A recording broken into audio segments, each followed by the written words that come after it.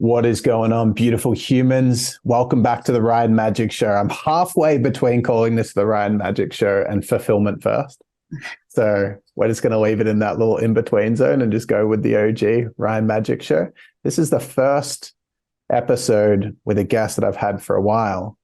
And I've got the beautiful Clare Elizabeth Dea, who is such a close, amazing, beautiful friend of mine. You are a performance artist, a money strategist for creatives. You're a singer. You are a dancer. You are an entrepreneur. And you are a mother in the making. Oh, that's a bit scary to hear, Ryan. But yes, all of those things. Hello to everyone that's listening to the podcast. Thank you so much, Ryan, for having me. This is such a joy. You're so welcome. And I'm really grateful that you gave me full permission to ask you whatever I feel like asking, because we have the friendship. There are some kind of nuanced things that I understand that go beyond kind of the professional dot points of what people would probably usually ask you. And the motivation for digging into the topics that we'll explore comes from a place of inspiration and curiosity of the way that you've navigated your life in a real way, like you as a human being, how you've gone through certain struggles and the way you've been able to navigate different relationship challenges, money challenges, and wrestling with your purpose as well. I think that you are I'm blown away by your capacity to just be so awesome at what you do, but also be earnest in your approach and humble in your approach to developing yourself still as such a star that you are.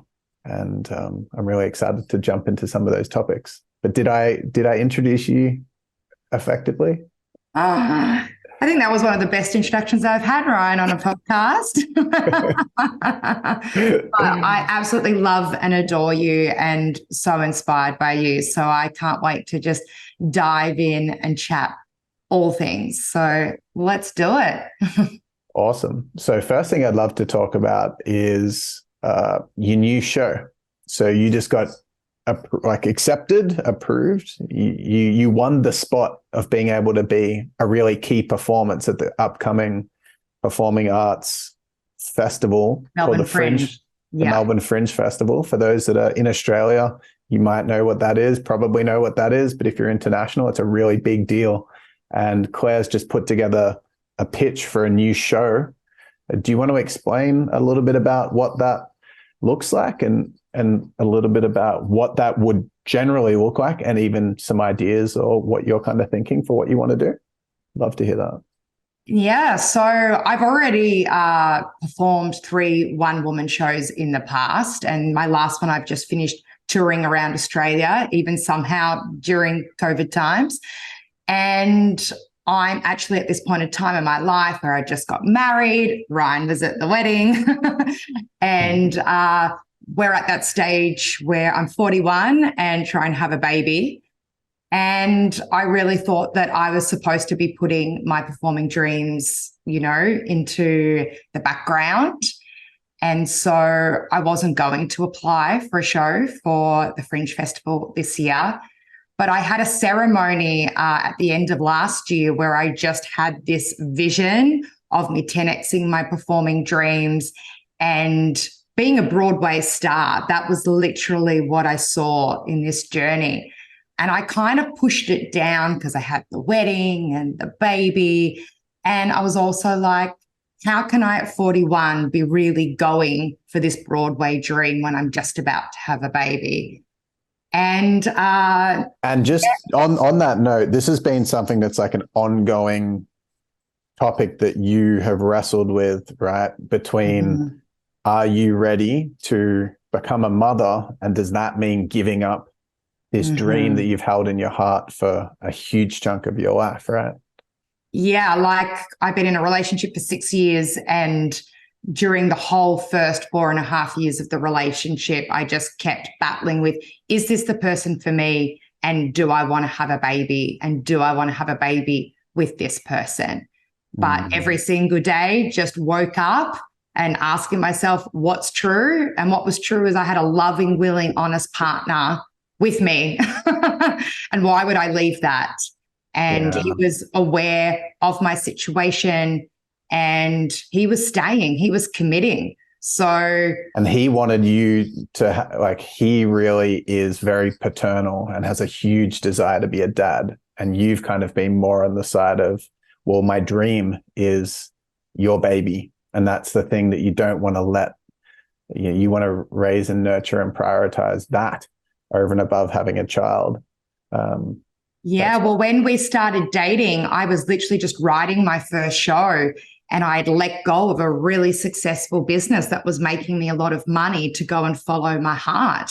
And my heart's dream was to write, perform, and tour a one-woman show. And so I'd said to my partner that I need at least 3 to 5 years to fulfill this dream. So I won't be having a baby in that time. And he has patiently, a day at a time, held my hand through that. And now he's sitting there like, well, now it's my turn. And I'm just for the last few months was really rattling with, can I just sit here and not follow these performing dreams and just try and pop out a baby? And I was just depressed. And so that's why this is such a big deal, Ryan, is that I, at the 11th hour, applied for a key spot at Melbourne Fringe to perform a whole new show, something totally different than what I've done before. And I've got now an accent coach and a new singing teacher, and I'm really just trying to up my game to put on the best show possible. And it looked like I hadn't actually been accepted, and I was devastated. And I'd actually missed the email. I had somehow missed the email that I'd got accepted. And so I had literally then 2 weeks to create a title, a blurb, and an image. So have a professional photo shoot and create an image for the final Fringe guide. And so 2 weeks is not a long time to create all of your marketing copy for something you haven't even written. Now, with workshops, I find that really, really easy because I can already see the structure of what I'm going to teach. But with a show, I still haven't 100% to decide, what's the storyline and what songs am I going to sing? And am I going to take the piss out of personal development like I usually do? And so, it's been this intense period of time of birthing out marketing material without really knowing what it's all going to be, because my show is created in the moment through my life experience and me creating it as I go. And so I've got no idea what's going to birth out of me over the next 4 months of creation. But I'm very, very excited to see what happens, while also freaking out because the tagline, so the show is called A Drug Called Fame. And the tagline is an addictive cabaret with Broadway bangers, self-help clangers, and an overdose of courage. And that overdose of courage is what I'm fucking freaking out about. Sorry, don't know if I'm allowed to swear on this podcast.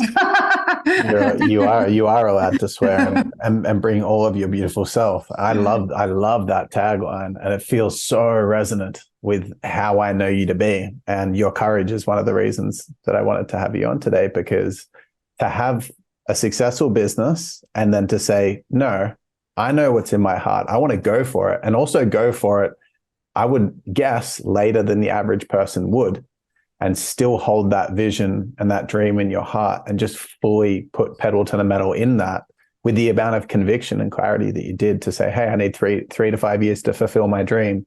That's incredible. And I feel like the content or the nature of doing your own show, especially like a one-woman show, it sounds terrifying.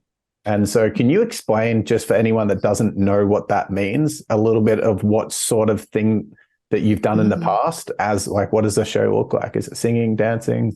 Yeah. So my first show was called Dropping the Mask, which was a 2-act musical. It was a personal development musical. And so there was a band, and then there's me with just a really basic set on stage. and I'm telling a story, but the audience is really included. It's a really immersive experience. So my first show, the audience is actually part of my acting class that I'm teaching, and the acting class has a lot of personal development in it. While the second show I did, Devil Woman, was a transformational cabaret. So that was full of musical theatre, songs that I had written, and it was just taking the piss out of personal development. But it was also my story of having Poland syndrome and only developing one breast. So there was a real inspirational message in there as well. And then my third show was a continuation from that, which turned into a 2-act musical, but it was set at a personal development workshop.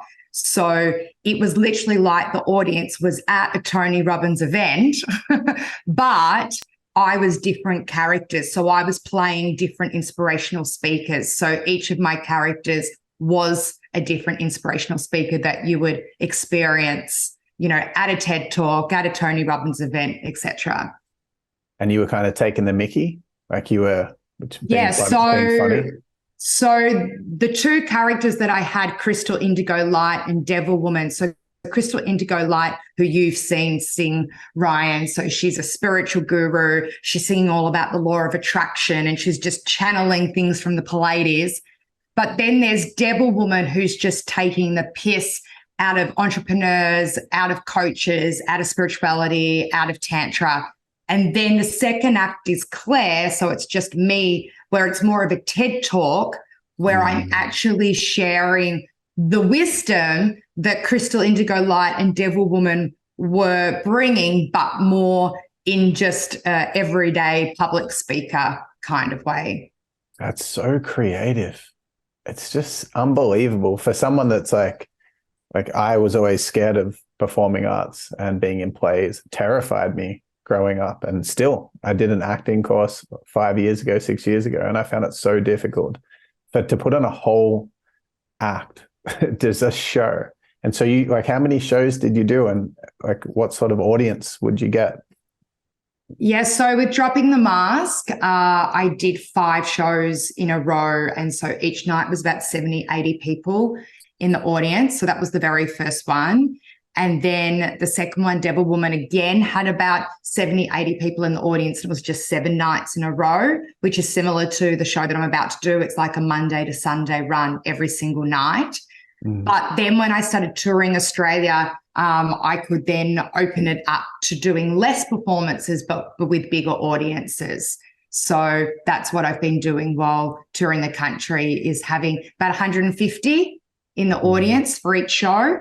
And so it still has a lot of intimacy. So as much as I dream of, performing in front of thousands of people, there's something so beautiful about having anything between sort of 50 and 100 people in a room where there's still a vibe, but you can just look at everyone in the eyes and actually connect with them intimately, because that's my highest value, is connection and intimacy. And I don't get that. Like, I used to be a cheerleader for Melbourne Storm, where I would be, dancing in front of 10,000 people. And I traveled to India and I was performing at the cricket in front of 40,000 people. And I wasn't as creatively fulfilled because I didn't have that intimacy and connection with the audience. Wow. So if you could snap your fingers now and you had to do either always have 5,000 people in the audience for every single show, or always have 100 people in the audience, and you got the same amount of money return, what would you choose and why? Yeah, definitely the same amount of money, and I knew that would reach the same amount of people over time for the impact. Definitely 100, because I do just find it more fulfilling. But that's not to say that I don't love also performing in front of big audiences. I really do love that, but I don't feel like I'd want to be in an arena and a stadium every single night performing, because I love, after the show, talking to the audience and actually getting to know them, and then following each other on socials and creating connections and relationships, which obviously I couldn't do if I was performing in a stadium every night of the week. Yeah. Thanks for sharing that. I feel like it's a beautiful insight and a metaphor for expectations versus reality with people's goals. I myself definitely always used to say these affirmations of, I'm on stage in front of 10,000 people, and I used to see myself doing it. And I realized the same thing. I even noticed the difference between 10 people in the audience and 100. There's a different level of intimacy and fulfillment and connection. And I just, it's fulfillment versus success. I feel like that's the narrative with this. And I personally have always and continue to wrestle between these two aspects of myself, where I feel like my self-worth is on the line with these goals and dreams that I'm hoping that I create to feel good enough. And like my life has not just been a waste on this like disempowering standpoint. And then the other opposite end of the spectrum, where I just want to feel really great. I want to have the best experience in my life. What's going to create that?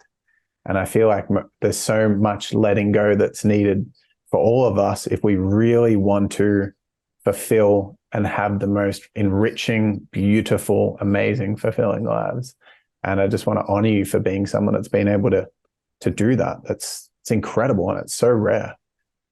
Well, that's why I'm also with this show. It's called A Drug Called Fame, because there's still this part of me that wants to be, famous Hollywood star, Broadway star on the West End, having hundreds of thousands of people know who I am.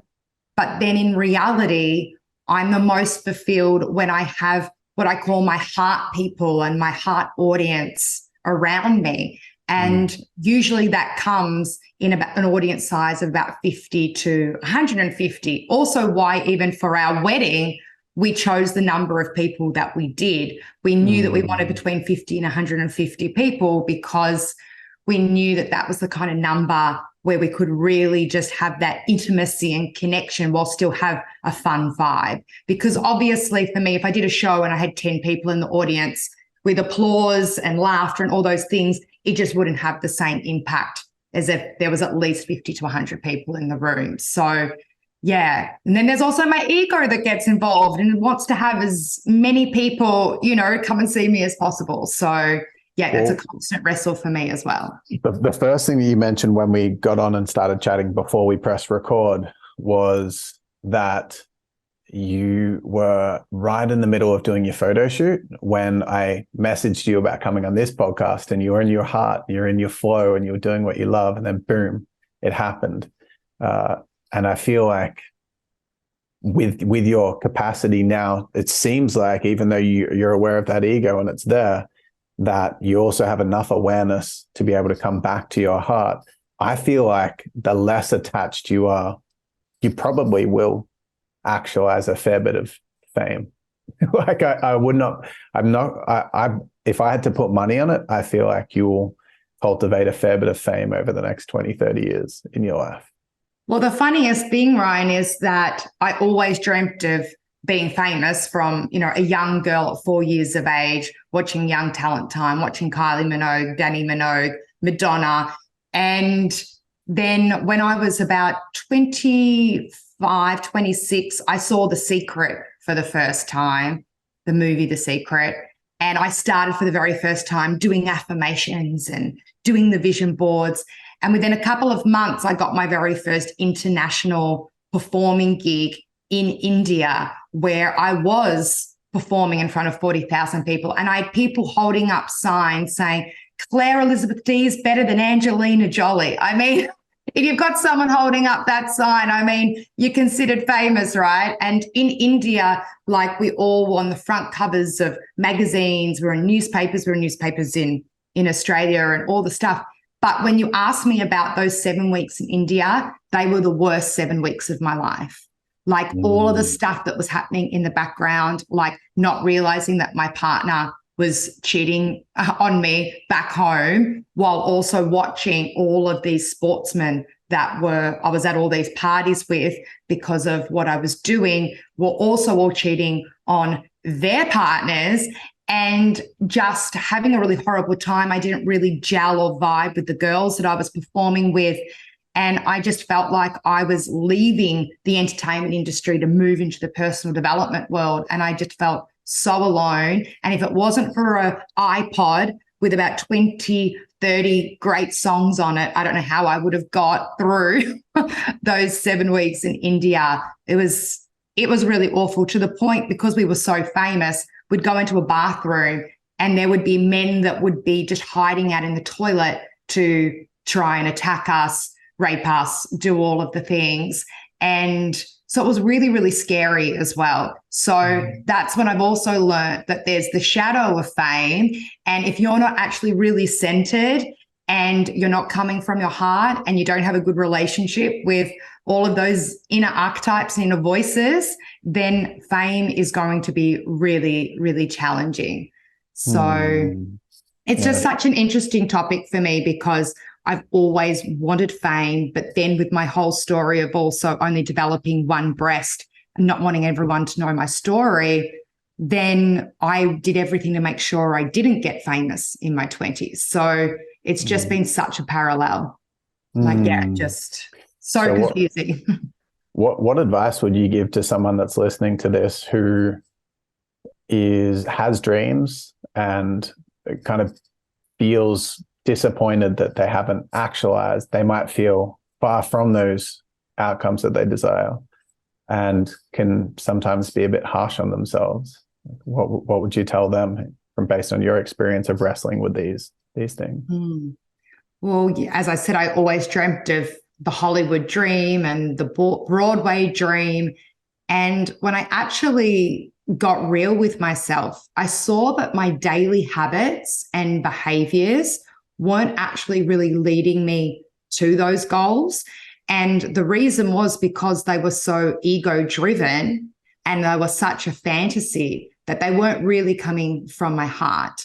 And so when I actually started creating what I call heart goals rather than head and fantasy, and then I take intuitive action from my heart and I just do it a day at a time. And I remind myself that there isn't a time clock, that I don't actually have control of how long this will take and what success looks like. Because from people on the outside, a lot of people would say with lots of things that I've done, well, you've experienced fame and you've experienced success, and I've made money throughout my time throughout what I've done.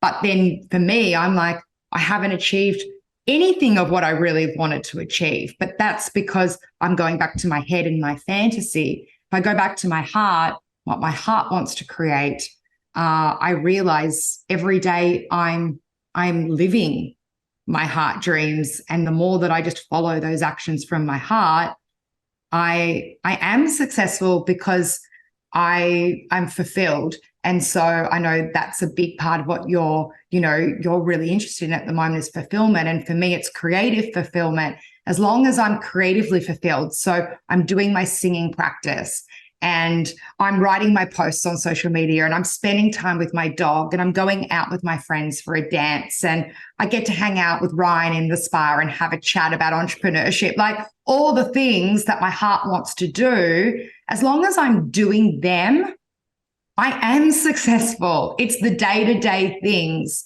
And yeah, and for me, I guess another bit is just staying sober with my addictive patterns. And as long as I'm staying sober there, I find that also my heart goals and heart dreams come true a lot quicker. And yeah. I'm so grateful that you're on the podcast today and that everyone that's listening gets to hear you share that embodied message that you just shared, because that is so next level. And that's what I admire. One of the things I admire about you so much is your wisdom that you've gleaned through being courageous consistently in your life and having the humility and openness to continue to reflect and refine your approach to life. It's incredible. And the vulnerability that comes from that is so inspiring. So thanks for sharing that message. As you know, it's very aligned with what I share and just so beautiful. And I feel like the key distinction is that you're prioritizing how you feel and the quality of your life, not playing for some future. Like you mentioned the future fantasy. And I feel like it's a blind spot that people don't really acknowledge in life. It can be so easy without even thinking about it to just be driving for some future thing that they just are guessing it's going to make them feel a certain way, and completely disconnecting from what's right in front of them. And you mentioned that the beauty and the enriching experiences you have of hanging out with friends, hanging out with me in the spa, playing with the dog, doing your fulfilling creative work. That's what, when I connect to my heart's truest desires, I love speaking, and I'm speaking to you right now. And sometimes when I'm in my head, like what you mentioned, the ego, and I'm like, well, I should be here and I should be there. When I'm thinking all those things, I'm not speaking. I'm just ruminating and beating myself up. And I'm in this negative, crappy state. I'm not actually on the podcast going, wow, my fulfillment's like a message away to Claire, and then just creating a calendar entry, pressing send, and boom, we're here and I'm fulfilled right now. I'm doing what I love and I'm having the best time talking with you right now. And this is it. And so if you're listening to this and you have some kind of goal or dream, what is it about that excites you? If it's an entrepreneurial pursuit, do you want to feel like you're challenging yourself? Cool. Do that right now. How can you challenge yourself for the next step? Like what you said, Claire, one day at a time. I feel like it's just so freaking awesome. All right. I've got an audacious request, and that is for you to sing us something. I knew intuitively that you were going to say this, and I woke up this morning with the sorest throat and I said, I bet this is because Ryan's going to ask me to sing something. Now I'm like on the spot of what should I actually sing for you, because also singing something a cappella is so much scarier than, you know, with a backing track, because the music, you know, it supports you. It's like, I guess, the masculine holding the feminine. Let's just let me be the masculine right now, energetically. And I would just love for you to sing something that brings you joy. And the only reason I want you to do this is, well, there's multiple reasons, but one of the reasons is because I love hearing you sing. Another reason is that I feel like it's your fulfillment and your joy. And I know you've got your ego right now and you've got your heart right now with two competing perspectives and feelings towards this. But I love your singing. That's why I asked you to sing last time we caught up. And I would love to hear something that you feel drawn to communicate. Okay. There's so many songs that I could sing, but I think I'm going to sing Secondhand Baby Grand. I've got my secondhand baby grand behind me, my secondhand baby grand piano that I manifested on Gumtree for $1,700, where most people secondhand get them for about $8,000 to $13,000.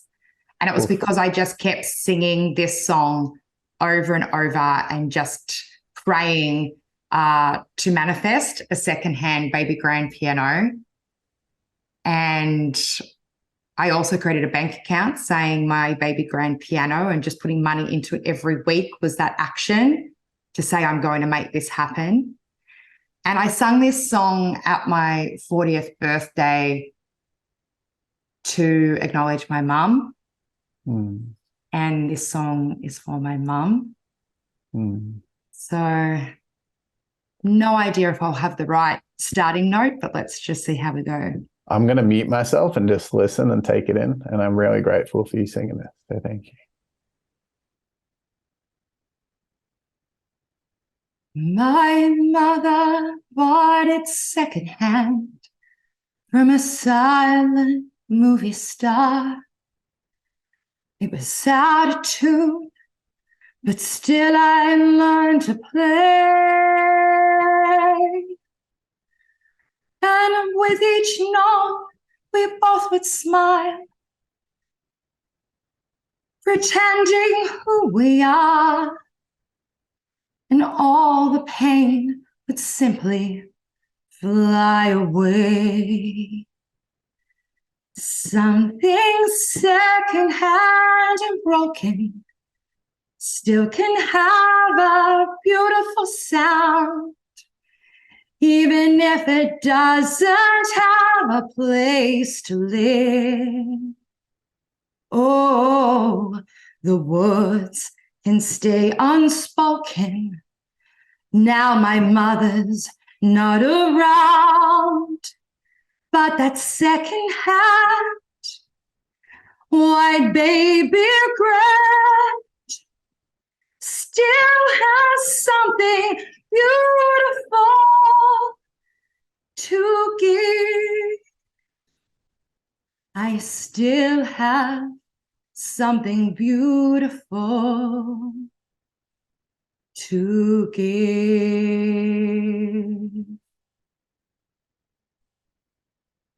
I think we'll just do one verse and a chorus. That was so beautiful, Claire. Thank you so much for doing that. I feel like the song, the last song that you sung and that song, you're so amazing at singing, obviously, but the actual, the meaning behind the words always seem to hit me. And I just feel like I tear up every time I listen to you sing. And I'm really grateful. Thank you for that. And I'm curious to know like what the meaning of the lyrics are for you of that song. Well, the song brings me to my mom, and that she has put everything into me in the way that she tried for so many years to have a baby. They couldn't have a baby. They tried adopting a baby, but my dad had an epileptic fit in their interview to adopt. And so my mum was devastated that it looked like they were never going to have a baby. And then she just kept kind of going on with her life. And my parents went to a costume party and just went home and had a bit of nookie. And I was conceived. I think it's just so ironic that I was conceived from a costume party. It's really not that ironic. But then if I was a boy, I was likely to have a disease called hemophilia, which is a blood clotting disease that my grandfather actually died of. And they didn't find out whether I was a boy or a girl. And then I was born a girl. So there was that relief. But then I was born with Poland syndrome. So yeah, for any of your audience members out there, my left-hand side of the body is smaller than the right. I was born without my left pec, so my left breast never developed. And I was like my mum's miracle project, and she put everything into nurturing me and my dreams. And yeah, I feel pretty emotional because my relationship with my mum's really, really challenging. She's turning 80 soon. So I constantly think, you know, how much longer do I have with my mum? I know how much my mum would love to be a grandma. And if I don't have a child, the family line finishes. There's no one else in our family left to like continue the family line. And I've really struggled with that, like not being the reason why I have a baby, that I have a baby because my heart calls it and tells me that that's what I'm meant to do. And I've just had such a codependent, close relationship with my mum. We've had to go through a breakup period with therapy, you know, stop following each other on social media, like a full-on breakup that you would hear couples have, and now create this new, healthy, interdependent relationship where she now puts all of her love into my dad's artwork.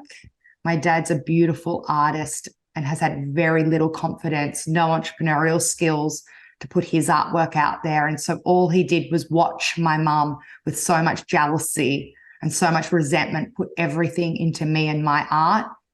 And he was just miserable.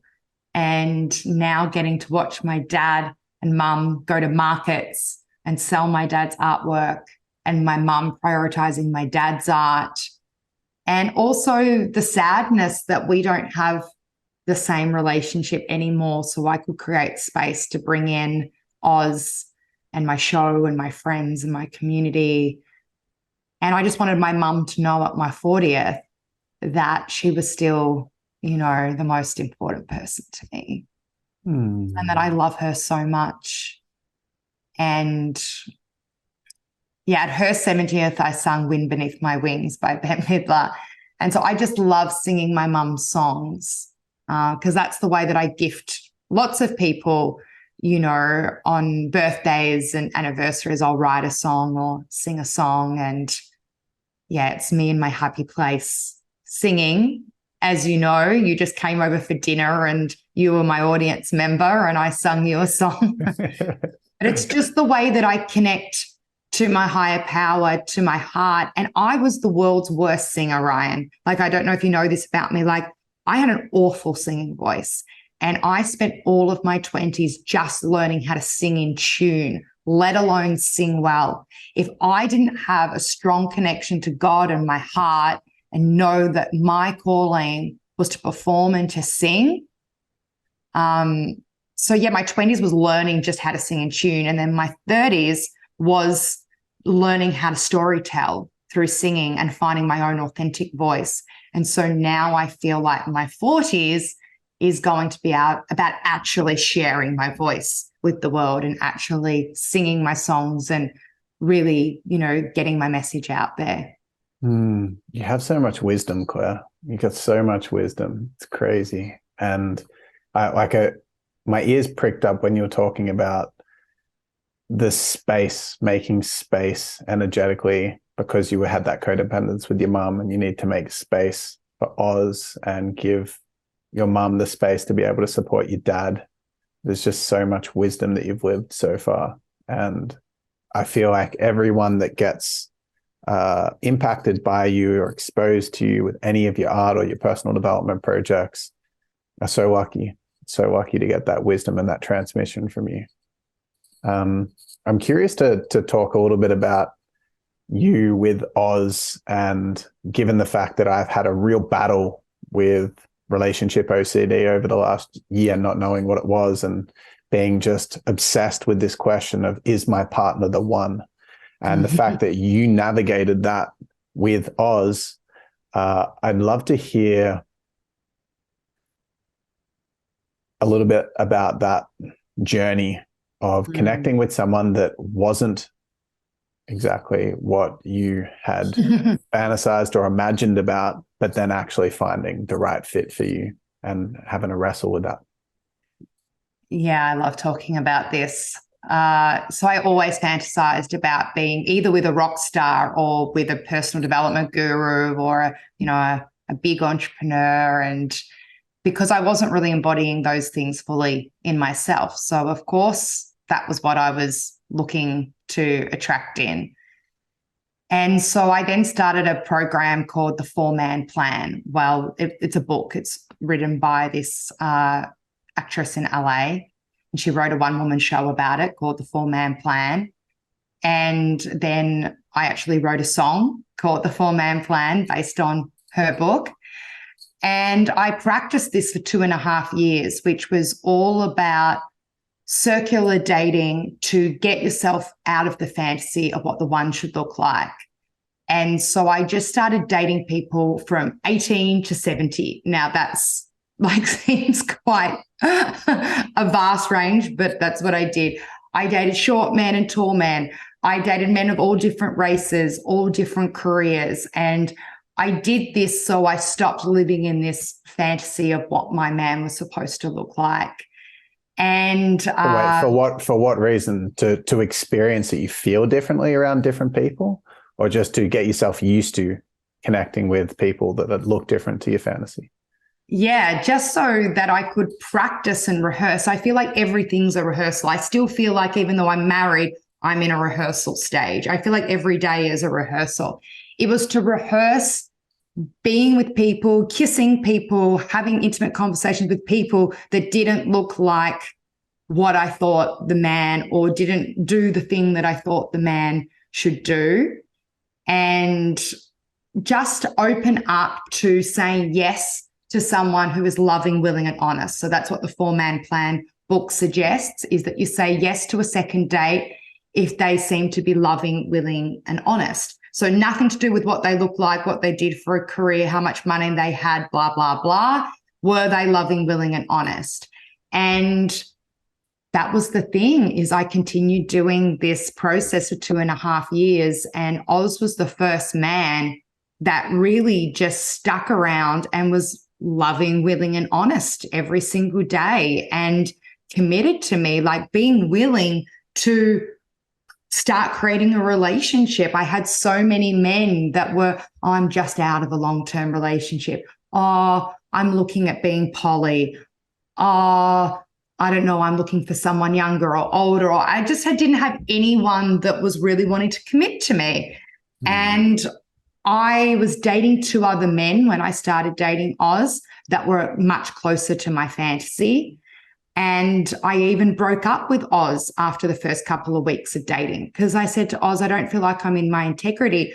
You're wanting to take me on all of these fancy dates. He wanted to take me skydiving. And I was like, I don't think I'm actually that interested in you romantically. I think you're great, but I'm just not interested in you romantically. And so I broke it off. And then these 2 other men that I was interested in then just didn't call and weren't interested anymore.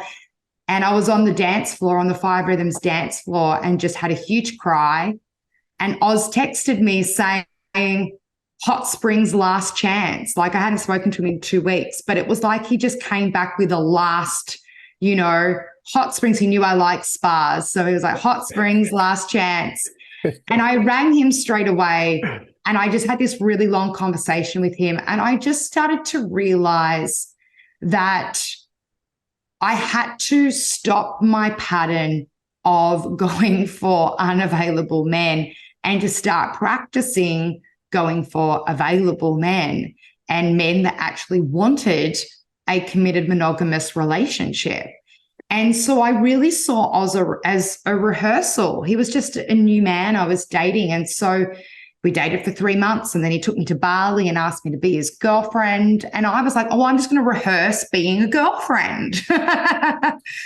And I had so many attractions to other people come up within those first sort of 6 to 18 months of dating Oz. And in the past, the old me would have either just pretended those attractions weren't there, or I would have sneakily been emotionally cheating on my partner. So I would have been having conversations with this person as a kind of, if it doesn't work out with my partner, maybe one day it'll work out with this person over here. And so instead, whenever I got an attraction to someone, I saw it as, well, maybe there's something else that we're meant to do. Like, maybe attraction isn't just about having sex. Maybe attraction also could be, we're going to collaborate on something. And what I also found with a lot of these men that I became attracted to, they started dating women that I became very good friends with. And so I was like, oh, you were the anchor into this amazing friendship with this woman. And so instead of trying to suppress these attractions, I brought them in. And what I did was, I didn't have sneaky relationships with them. I brought them into my life. And I said, Oz, come and meet this amazing man. Come and be friends with this amazing man. And every single one of those men that over the course of my relationship with Oz that I'd had an attraction to, every single one of them were at my wedding. And every single one of them are great friends in my life. I've collaborated with a lot of them. A lot of them are dating now girlfriends that are very, very close to me. And I have amazing one-on-one friendships with all of these men. And Oz knows that I find these men attractive because we play so many fun games with each other to know who we're attracted to in our friends and community, because that makes it safe. If we are talking about our attractions with our partner, and we also know that we're just choosing each other and that everything is being, open and honest.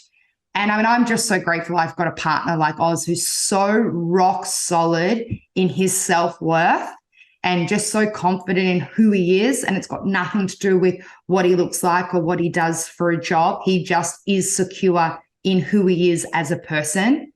Mm. And I'm just so lucky that I didn't run away. I wanted to run away for at least the first 18 months. I every week had a reason in my head of why I was going to break this relationship.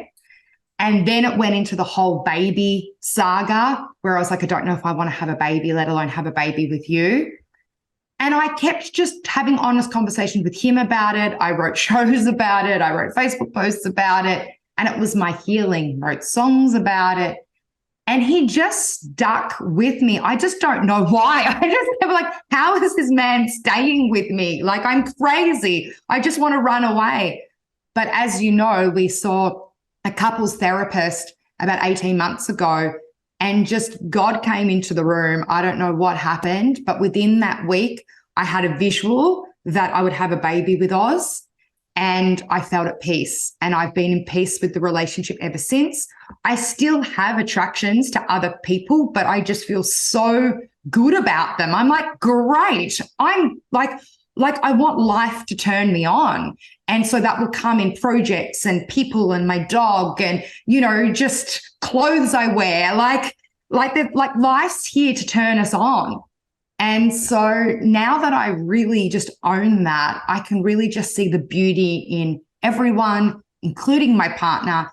And I keep just saying, we're rehearsing this a day at a time. My partner's been married before and has got divorced. So he also knows that this marriage might not last forever. He's taking it a day at a time as well. And I think that's why I could commit and say, yeah, I'm going to marry you, because I'm just committing a day at a time.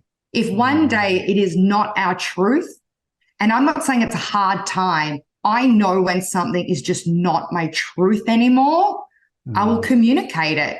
So it's always been my truth to be with him, even though I wanted to run away for at least half the relationship. So yeah, it's been challenging, but here I am 6 years married and trying to have a baby with this man that does not at all look like the fantasy man that I thought I would be with. Just the word courage is coming to mind. And I'm noticing the huge overlap in the two themes that we've spoken about so far, career and relationship. And it seems as though there's kind of two ways to approach the path. There's like the ego fantasy in the career. And then there's the deep substance and the nourishment and the enriching fulfillment from it. And then relationship too, there's the fantasy. And then there's, okay, what actually is enriching? And you're saying that like you get turned on by all these things in life, and that doesn't necessarily mean that the relationship's not rock solid. What do you perceive a relationship to be about for you? Or even better, like what's your perception on what relationships, sacred unions with one other person are meant to be? Well, I know that could be anything, but just like what's your perspective on what relationships are about then? Yeah, for me, I realized I just needed a team player. I needed someone that was part of my team, and that we're teammates and we're working together to make each other's heart goals happen. So Oz has his heart goals that have been with him throughout his life. I've got my heart goals that I've been going towards. And then over these 6 years that we've been together, we've created heart goals together. And so what this relationship's about is creating time, money, and possibility for all of those to happen over the course of our life. They don't have to all manifest now. They don't need to all materialize now. You don't need to have all the food that you're ever going to eat, like all on one table and eat it all now. And it's about, well, what's the one that we're going to be working on? Like, what's my one main heart goal that I'm working towards and that he's working towards? Like, he wanted to create a garden, and I obviously wanted to create a show. So we really help each other to pursue those things. We're very lucky that we love the same kind of people. We're both very social, and we both love going out and doing a lot of things socially. So that's really easy to bring those heart goals together. And then he is a lot more family driven than I am. And so he would love to spend more time with family, whether that was with my family or his family, then I would choose, just because I think my friends are so much my family. But I have to really honor that. So, going with my boundaries, but still going and spending lots of time with family, and, compromising that sometimes I'm not doing the thing that's fully lighting me up, but as long as it's fully lighting Oz up, that's okay. That's so beautiful. I've got a few questions around this, but one thing I know from what I've studied with Vedic wisdom is they've got this philosophy called surrendering your preferences with devotion. Devotion being loyalty or like commitment, but also love and enthusiasm, like a real heart desire, like how you shared it there. You're actually excited for him to be amped by his heart goals, and he's amped about your heart goals. So how do you guys, do you have meetings about this, or like how do you team up and talk about these things? Well, we did this 100-day process where for 100 days we had a book. It was called The 100 Rules of Life. And we would read a chapter. That was 100 chapters. We read a chapter a day. And then we did like a 5-minute share each about the chapter. And then we would do a share about where we are in our relationship. We did that for 100 days, but then we found that actually killed the polarity in our sexuality a lot, because we were kind of just constantly going into all of this emotional chit chat all the time. So we decided not to do that kind of sharing every single day. So we do weekly, what we call money dates, and we get together once a week and we look at what our money is doing together. And that then creates the space to talk about other things. So we'll usually set the timer each, for 5 to 10 minutes, depending how much time we want to allocate to it. And we share where we're at, any resentments we're holding on to, and, what we're wanting to create at the moment. And then, like when we had a wedding and we were creating something together, we had a whiteboard and we had our list of things, and we were just constantly every day just kind of checking in with the whiteboard. And I guess that's the thing, is when we come up to doing my show coming up, we'll have the whiteboard out and we'll have the list of the things that need to get done around that time. And we'll work together to cross off all of those things. And yeah, we have a calendar and we join our calendars together so we can loosely see what each other's up to. And before bed each night, we have a general chat about our day and what our next day is going to look like. So we don't have anything really rigid in place. That's pretty solid, though. That's some, like a money date. That's unique. That's really cool that you do that weekly.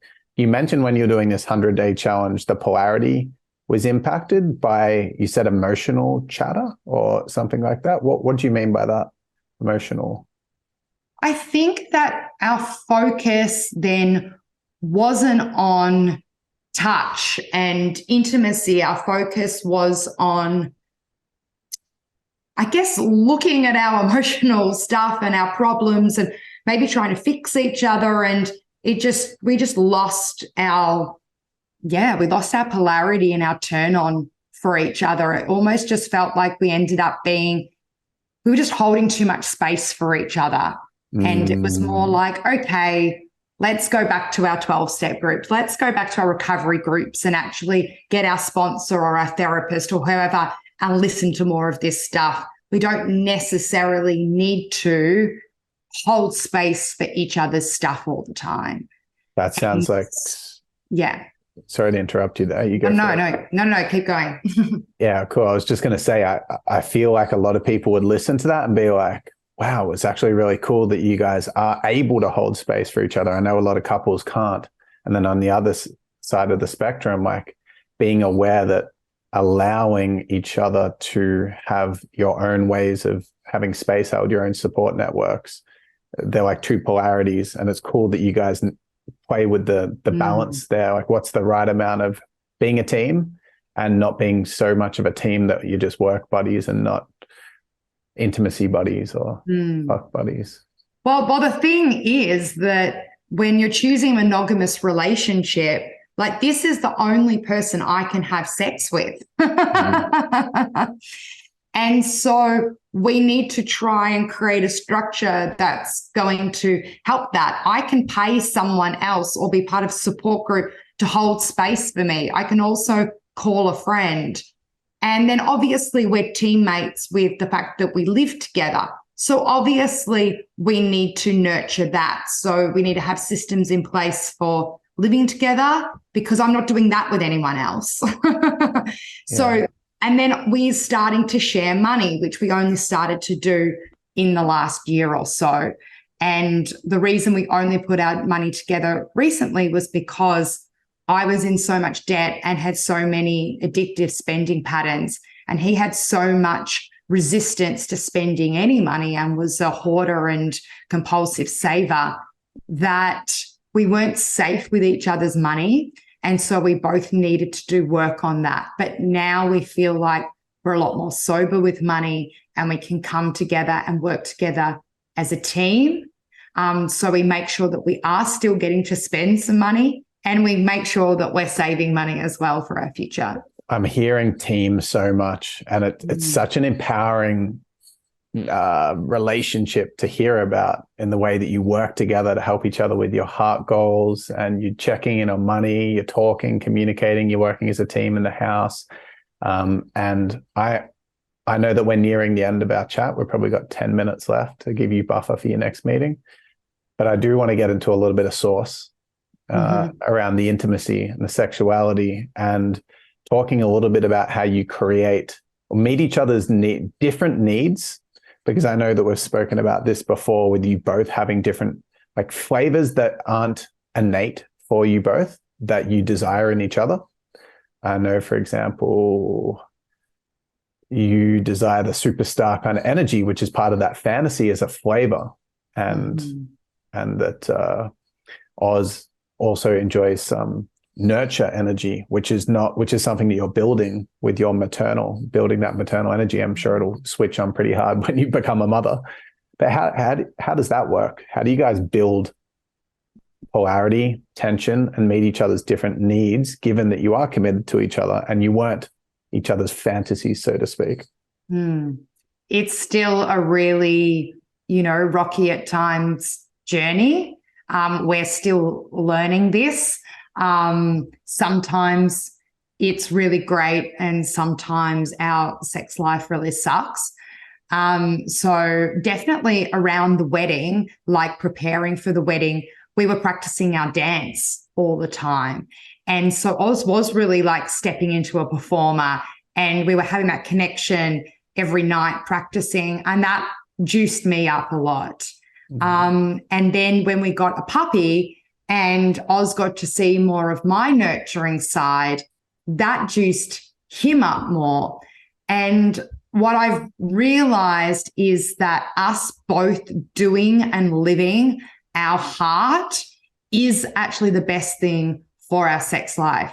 So, for example, when I wasn't working towards a show just about a month ago, like we'd had this amazing time with the wedding and the honeymoon, and we had my birthday. And so there was all of this celebration, and I love celebration, and I got to perform a lot and be in my creative fulfillment. And I really then wanted to have sex. But then when we started talking about fertility and seeing all these doctors, and we're putting all of our focus now on having a baby, and I wasn't putting my focus on my heart goals, I just shut down. My body was like, I do not want to have sex with you. And it was so hard for Oz, because he's like, yeah, but we're married now, and the next step is the baby. Like, we need to be having sex. And I'm like, yeah, you can't just try and have sex with me to have a baby. Like, we need to be having sex out of our hearts, out of us actually having an amazing life. And we're feeling creatively fulfilled and joyful.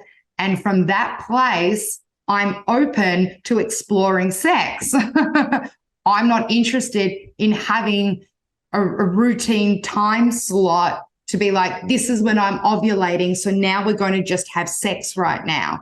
That doesn't feel true for me. Maybe if I was feeling more maternal and really like, oh, all I want is a baby, maybe I'd be all about let's do the temperatures and let's like work out exactly when I'm ovulating. But now that I've got my show and now that I've got this thing that I'm so looking forward to creating, I'm all of a sudden more turned on and open more to have sex. And so it's really interesting. And we also, because you said I could talk about anything, Ryan, on your podcast, is that, you know, like I had my friend Kirsty Carr here for the weekend, comedian Kirsty Carr, who I know, who you know, she's been on the podcast. Yeah. And she stayed over. And the performer archetype in me is like, we've got an audience. Like we have someone else in the house. Like, let's get jiggy with it. Like you've got to look at like what your ideal, you know, situation is, like getting jiggy with it at Confest because we were camping and had people in other tents. Like, and that's my truth. It wasn't like I needed to be loud and proud and let everyone know, like, but it was more just like, there's my soul tribe around and I'm performing at this festival and I just feel so juiced up. Of course I want to have sex right now. Yeah. So what I'm hearing, what I find really awesome about this is that Oz had resistance towards you doing the show. You not doing the show blocked sex, which is what Oz wanted. So you actually taking leadership and ownership and knowing yourself enough to be able to choose you ultimately works best for everyone. And I feel like sometimes it can be easy to listen to someone else's resistance and kind of dishonor our own needs from an intuitive sense. But one quote that I really love is that intuition serves every party involved. If you committed to it and now boom, juicy back on, kid's going to be popping out left, right, and center before you know it. because you're in alignment and therefore he's also in alignment, which is beautiful. That is what we're learning. We're learning if you follow your heart, you can create whatever your heart wants to create. Yeah. And also you've been on this, you've lived a lot to get the awareness that you currently have. Like you really have gone for it. You've been courageous left, right, and center. And so much honoring of you for that. So before we wrap up, I'd love to give you the chance to sell yourself. And also, I'd love to hear if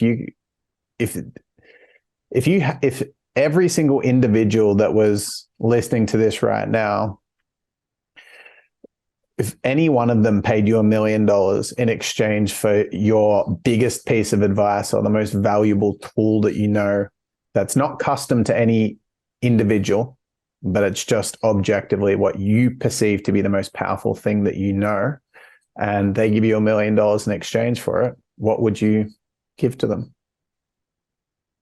Okay, so there's two things there. There's sell yourself and what's your biggest $1 million advice. So let me go with the $1 million advice first. Nah, you can sell yourself first because then we'll leave them hanging for the tip. Okay, we'll leave them hanging for the tip. Okay. So come to my show. So the show is called A Drug Called Fame, and it will be at Melbourne Fringe Festival, October 16th to 22nd. It'll be 7 p.m. each night at the Butterfly Club. People won't listen to those details. What they will do though is they will follow you if we make them follow you, and then it'll come up and I'll share it in my stories. Sounds great. So I'm definitely going to go and I'm definitely going to share it in my stories as well. But I wanted to encourage everyone that's listening to this sincerely. Clare is, as you can tell and feel and experience from her, is just phenomenal. And she shares the most real, awesome, fun, insightful content. And so where can they follow you, Clare? Like where do you want them to follow you? Where do I mainly share content? So I share content in two places, Facebook, my personal Facebook. If you actually message me and say, hey, I listen to the podcast, would love to follow your content, I would definitely add you as a friend. Obviously, Instagram, Clare Elizabeth _D. So I'm sure that Ryan can also leave a link for that. Yep. There's my website, clareelizabethdea.com. And if you follow me on Instagram, I will share all about my performing, some money tools and tips, and just sharing of what I'm learning from life day to day. Yeah. And we'll definitely do more episodes in the future as well. And we can get the journey, like the next stage of the journey, because we've heard everything that's going on now. And then there's so many more things we could talk about, but I can't wait. Yeah. I can't wait to hear more about what's happening for you through motherhood. Yeah. And talk about that whole journey and hear how the show goes and talk about that. So we'll have you back on. Yeah, that would be amazing. So Facebook profile is the main place that you share. Yeah. So my personal Facebook is definitely where I share all of my writing. And I've been sharing long written Facebook posts for nearly 15 years, way before they were fashionable and cool. My intuition was just you need to share your heart. And that was then how I then wrote a book, was that I was just practiced with sharing my heart on Facebook for so long. And then I didn't join Instagram because Instagram scared the hell out of me because it was so visual, and I'm not a visual person. But then when they started doing stories and reels and videos, I then started an Instagram account, and I'm still really building that up because my focus has always been Facebook and email marketing. So yeah, I'm looking forward to continuing to create some fun reels and really build up my Instagram. Awesome. Well, we'll get people on both. Go follow Clare on both. And yeah, I'll thank you after you give this tip. Yeah. But please, I'd love to hear what you've got to share. My number one tip is to take every day as a rehearsal and to actually be in your day. Make sure that your day consists of things that your heart loves to do. And so you really need to know what your heart wants to create. And I find the main reason that people don't know what their heart wants to create is because they have different archetypes that are playing out as their ego, and you're thinking those archetypes are your intuition and are your heart speaking.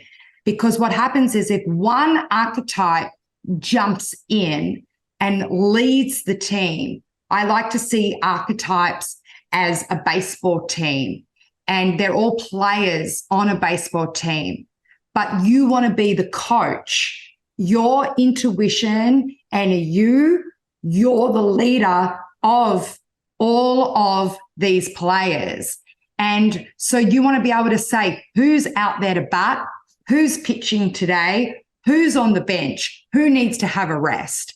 And so I love that we have all of these inner characters. I'd love to come on some other time, Ryan, and we can chat all archetypes, because I know we're both really passionate about archetypes as well. But for me, that is the biggest transformational work that I've done is voice dialogue, which is really having a big relationship with your inner archetypes and separating yourself from them so that you can actually really hear the voice of your intuition and of your heart.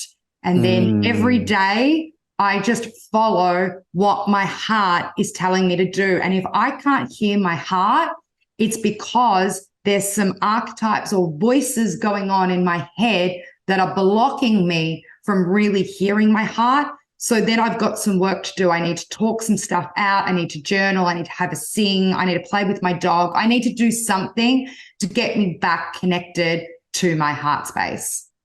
So profound. And I just really, I want you guys even to go back and listen to that again, because it's so true. But when people aren't able to hear their heart, like you said, they think the archetypes, they think what their head's telling them right now, like, oh no, but I need to do this job, or whatever those voices of the head are, those different compartmentalized what you refer to as archetypes. And I know would you agree that they're similar to parts work as well? Like internal parts? You just say it in a way, funner way. Yeah. But yeah, people are so enthralled and like just reactive to that they can't hear. But if you can't hear, how are you meant to know that it's not your head talking? You can't. And people, it's such a shame. Like I had no idea while I was running my business the whole time, and my inner achiever, that archetype for me, was just bulldozing everything else. But there is no chance that I thought that wasn't happening. Anyway, we've got to shoot off. I love you so much. Thank you so much for jumping on and sharing your beautiful wisdom in your life with us. Can I also just take this opportunity to thank you, Ryan, and for your magic and your inspiration. I've actually been following your work, I would say, from probably maybe 8-9 years. It definitely all started off with Facebook ads, seeing you in my Facebook feed all the time. And then more recently with your shush ads in my Facebook feed. But getting to actually be your friend and getting to collaborate on this podcast today, I just feel absolutely honored to have you in my life. I just love watching all the different parts of you shine, and I can't wait to see what you create next as well. So watch this space, everyone. Ryan Magic is going to create some magic. I love you so much. Thanks again. Thanks, listeners. Peace out. Bye.